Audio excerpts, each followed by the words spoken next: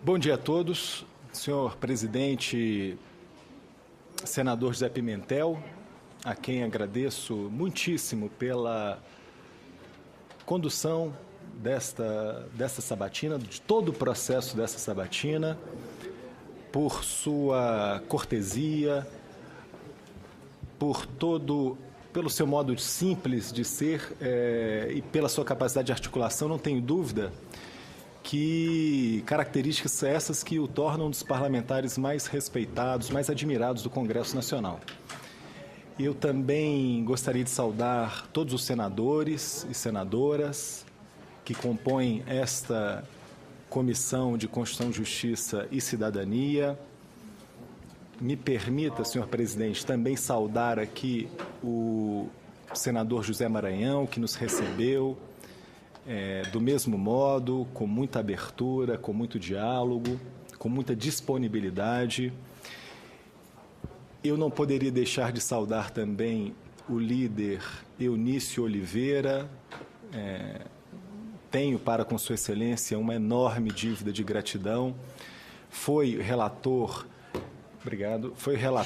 no processo da minha indicação e, novamente, para minha honra imensurável.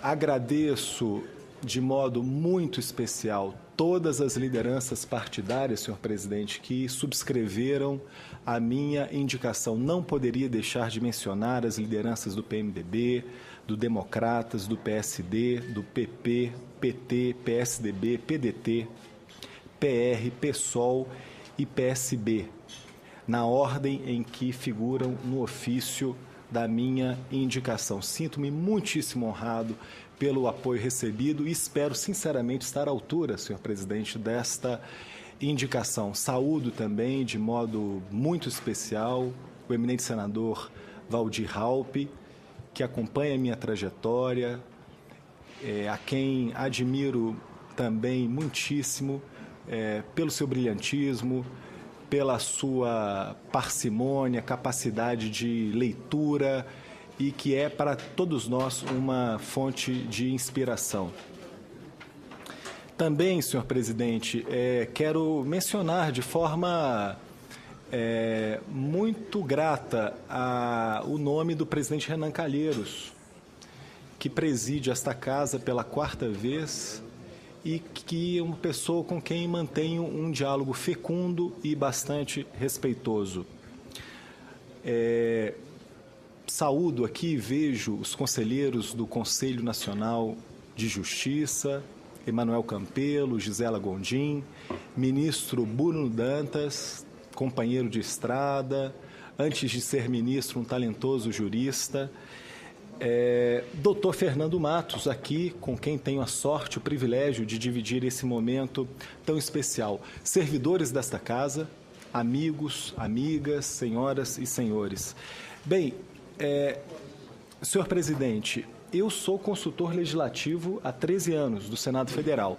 Tenho muito orgulho de pertencer aos quadros técnicos desta casa. Esta casa que, verdade seja dita, que me ofereceu, me proporcionou muito mais do que as minhas modestíssimas retribuições. Esta casa, senhor presidente, que me ofereceu lições de vida, lições de humildade, verdade, de trabalhar com as diferenças, com a pluralidade, com as divergências, ainda que sejam divergências duríssimas. E é praticamente um lugar comum dizê-lo, mas os lugares comuns também têm a sua força. O Senado Federal é uma verdadeira escola. No CNJ, eu ocupo, senhor presidente, as funções de ouvidor nacional de justiça e também de presidente da Comissão de Articulação Federativa e Parlamentar. E aproveito também agora para saudar, reverenciar aqui a presença do eminente senador Ricardo Ferraço, do PMDB do Espírito Santo. Muito obrigado pela... Sim. Bom, eu, como disse, e essa tem sido, para mim, uma experiência inigualável. não teria realmente palavras para descrever, do ponto de vista pessoal, o que representa ocupar uma função tão importante como a de representante da sociedade civil no Conselho Nacional de Justiça. Eu tentei, no limite das minhas possibilidades e das nossas forças, dividir essa experiência na medida em que enviei periodicamente relatórios das minhas atividades às senhoras e senhores senadores. Eu realmente me sentiria profundamente honrado se me fosse concedida a oportunidade de dar prosseguimento a este honroso trabalho. O CNJ, senhor presidente,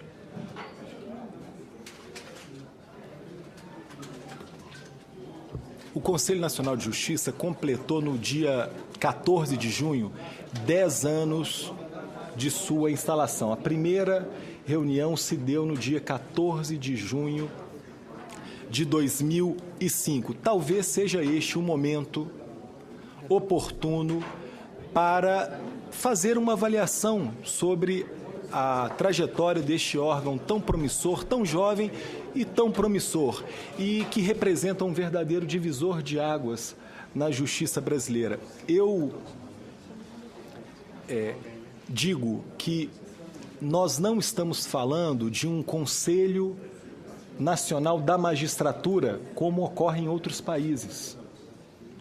Nós não estamos falando, senador Benedito Lira, saúdo Vossa Excelência, nós não estamos falando de um Conselho Nacional do Poder Judiciário. Embora formalmente o CNJ seja um órgão do Poder Judiciário, vinculado ao Poder Judiciário, assim está na Constituição da República, o CNJ é mais do que isso. O CNJ é um Conselho Nacional de Justiça, no sentido de que para este órgão confluem todos os segmentos da justiça. Ordem dos Advogados do Brasil, Ministério Público, delegados, defensores públicos, ou seja, o CNJ é esse entroncamento, essa zona de interseção. As suas decisões repercutem, portanto, não apenas sobre a magistratura, mas sobre a advocacia, enfim, todos os principais atores do sistema de justiça e o que falar dos próprios jurisdicionados. Eu pediria, portanto, licença, eminentes senadores, para citar aqui, ainda que seja um filtro arbitrário, muito arbitrário de minha parte, mas para citar algumas iniciativas do CNJ que marcaram a sua trajetória, fecunda trajetória. Me refiro, por exemplo, à proibição de práticas de nepotismo no âmbito do Poder Judiciário.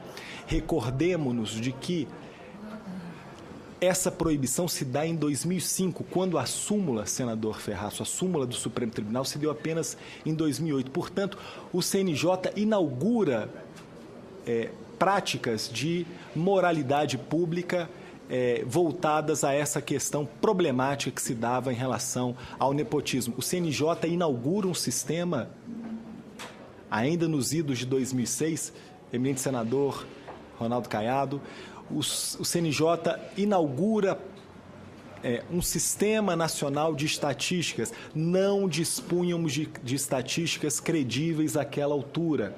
O judiciário era representado por ilhas de poder sem um feixe que pudesse organizar dados, e dados estes que como todos sabemos, fornecem a base para aprimoramento da gestão, planejamento, etc.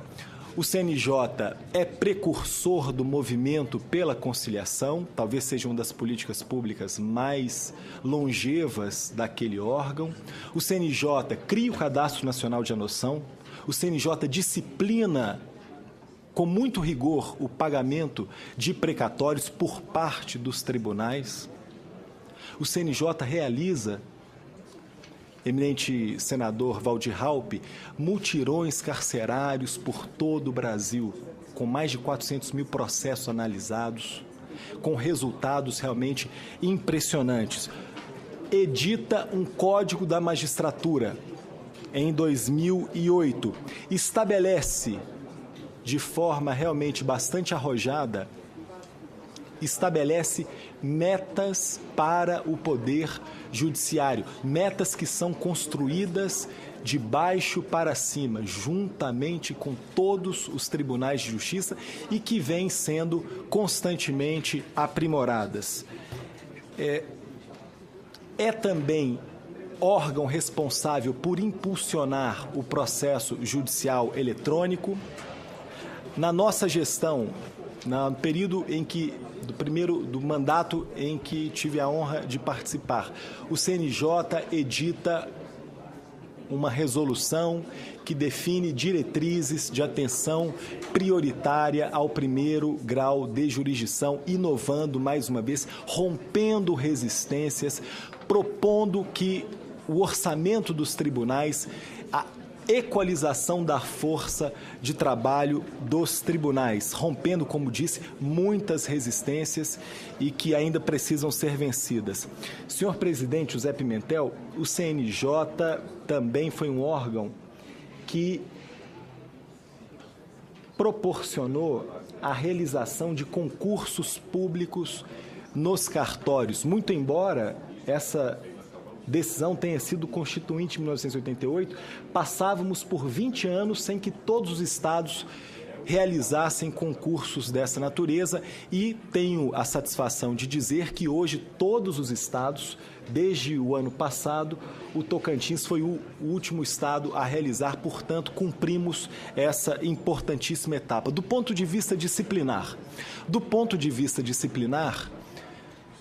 o levantamento que fiz nas mais de 200 sessões já realizadas, o CNJ, eminente senador Anastasia, a quem saúdo, agradeço a presença de Vossa Excelência, também senador Benedito de Lira, o CNJ aplicou a pena de aposentadoria compulsória a 47 magistrados, que é a pena mais drástica possível na esfera administrativa. Não creio que o CNJ tenha faltado para com esta dificílima função, que é o exercício da função disciplinar. Portanto, estamos falando de um órgão de controle administrativo, de um órgão de controle financeiro, mas especialmente, como vimos, de um órgão de fomento e de planejamento da atividade, de todas as atividades do Poder Judiciário. Fiz agora um brevíssimo e, repito, arbitrário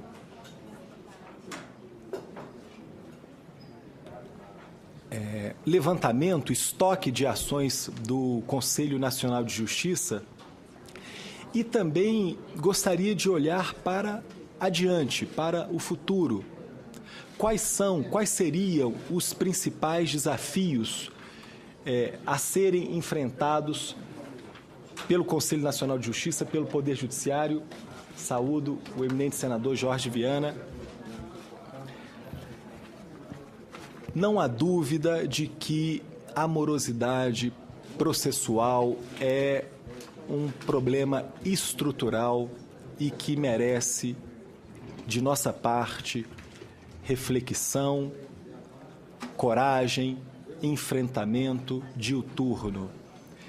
Como ouvidor do Conselho Nacional de Justiça, nós recebemos anualmente cerca de 18 mil reclamações, senhor presidente José Pimentel, metade das quais referem-se ao problema da morosidade. Nós não podemos tratar esse problema como um tabu, algo que não possa ser dito. Nós temos de tocar o dedo nessa ferida. Estamos falando de uma tramitação processual absurdamente elevada, de 95 milhões, senador Anastasia, 95 milhões de processos judiciais tramitaram pelos nossos tribunais em 2013, são os dados mais recentes de que dispomos. 80% desse montante tem a ver com a justiça estadual, 90% com a primeira instância, com o primeiro grau de jurisdição. Nos últimos 5 anos, 12 milhões de novos casos, uma média de crescimento de 3,4% ao ano. Qual é o problema dos dados? O que os dados nos apontam é que aumenta o estoque, ano a ano o estoque aumenta o número de casos novos, aumenta o número de casos julgados, aumento do número de cargos julgados.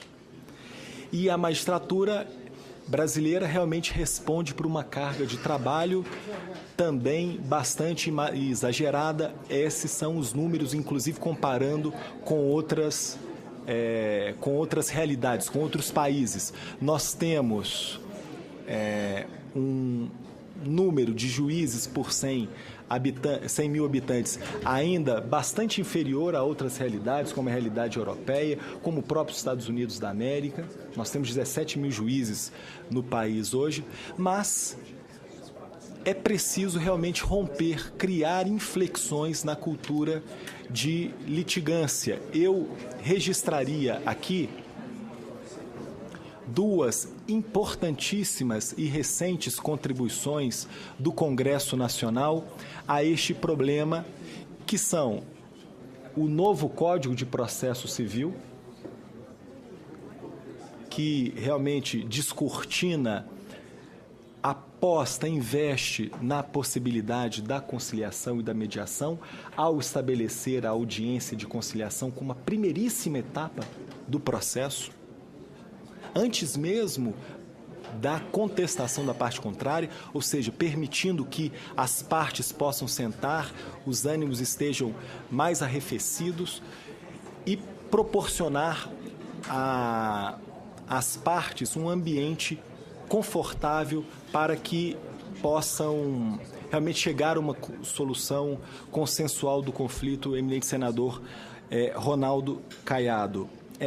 Os números, portanto, não são animadores. Nós estamos falando de um orçamento de quase 62 bilhões de reais por ano, o que representa 1,3% do PIB nacional para gerir essa máquina. Nem podemos dizer que é uma máquina ineficiente, porque, afinal de contas, os investimentos ocorrem, nós temos referências de centros de excelência nos tribunais. Em alguns tribunais realmente exportam qualidade na prestação de serviços. Nem podemos, portanto, dizer, mas que se trata de uma máquina morosa, lenta, difícil, muito difícil de ser administrada. Nós poderíamos discutir, senhor presidente, aqui algumas alternativas de enfrentamento, alguns enfoques, algumas linhas de ações prioritárias a serem possivelmente seguidas pelo Parlamento brasileiro. Talvez o momento mais apropriado seja no momento das intervenções das eminentes e dos eminentes senhores e senhoras senadoras. Eu destacaria que, além da morosidade, senadora Gleisi Hoffmann, a quem saúdo, que além do problema da morosidade, nós temos outro, digamos, calo na justiça, que é a qualidade do atendimento prestado ao jurisdicionado. Como ouvidor do CNJ, eu tenho condições de fazer com segurança, senador Jorge Viana, essa afirmação. Nós tínhamos um paradigma de justiça em que a prestação jurisdicional era interpretada apenas como ato de poder. Isso gera, se nós entendermos a prestação jurisdicional como pura e simplesmente um ato de poder, isso é um campo fértil para uma cultura hermética, hierarquizada, pouco porosa à participação popular. Eu tenho para mim que nós estamos vivendo um momento de transição, em que a prestação jurisdicional não é interpretada definitivamente, senador Jader Barbalho, a quem saúdo também pela presença, distinta presença. A prestação jurisdicional, eminente senador, não pode ser vista apenas como um ato de poder. É um ato de poder, definitivamente todos sabemos que é um ato de poder, mas deve ser compreendida essencialmente como um serviço público prestado à população brasileira. Se é um serviço público, o foco não pode ser a autoridade que decide. A crítica dirigida à autoridade não pode ser uma crítica que deve ser interpretada como crítica à pessoa do juiz, mas uma crítica no sentido de melhoria, de aperfeiçoamento do serviço público. Portanto, o destinatário desse serviço deve ser o ponto de principal referência da prestação jurisdicional. E nós temos essa dificuldade ainda na justiça brasileira, já concluo, senhor presidente, no sentido de que há muitas desigualdades. Nós não estamos falando de um judiciário, nós estamos falando de muitas magistraturas, muitas realidades. Dentro de um mesmo Estado, nós temos justiças distintas com a qualidade de serviço muito diferenciada. Então, o CNJ pode exercer essa função de aproximação entre as justiças no sentido de oferecer ao cidadão brasileiro uma justiça mais atenta, mais zelosa, mais eficiente. Eu concluo com essas brevíssimas considerações, dizendo da minha imensa honra de receber mais uma vez a confiança das lideranças partidárias e, se assim entender, essa comissão e o plenário dessa casa, ter a possibilidade de dar prosseguimento a este trabalho no Conselho Nacional de Justiça. Saúdo, por fim, a presença do conselheiro Lélio, ministro do TST,